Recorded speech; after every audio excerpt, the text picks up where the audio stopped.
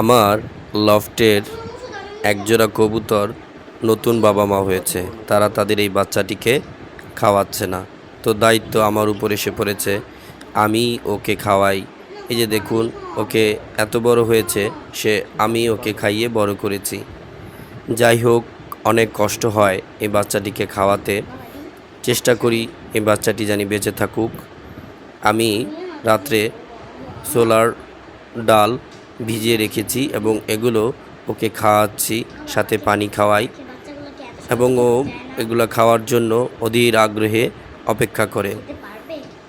একটু অন্যরকম করে খাওয়াতে হয়, কারণ ও এইভাবে খেয়ে অভ্যস্ত।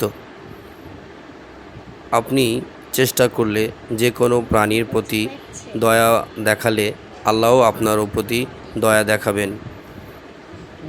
আমার পশু পাখি সব সময়ই ভালো লাগে, কারণ পশু পাখি হচ্ছে আল্লাহর এক অনবদ্য সৃষ্টি। ওদের আল্লাহ জ্ঞান বুদ্ধি দেয়নি এবং ভাষা প্রকাশ করার জন্য মাধ্যমও দেয়নি। ওরা ওদের মতো করে একজন আরেকজনের সাথে যোগাযোগ করে। পাখি সবসময় আমার কাছে প্রিয়। আমি পাখিকে ভালোবাসি এবং পাখি পুষে থাকি। আমার অবসর সময়টা খুবই ভালো কাটে, কারণ আমি এগুলো নিয়ে ব্যস্ত থাকি। বর্তমানের টেকনোলজির যুগে আমি ভালো থাকার চেষ্টা করি, অবসর সময়টাকে এনজয় করার চেষ্টা করি।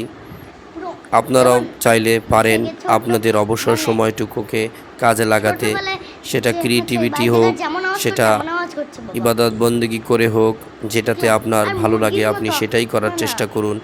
ভালো থাকবেন সবাই। আসসালামু আলাইকুম রহমতুল্লাহি ওয়া বারাকাতুহু।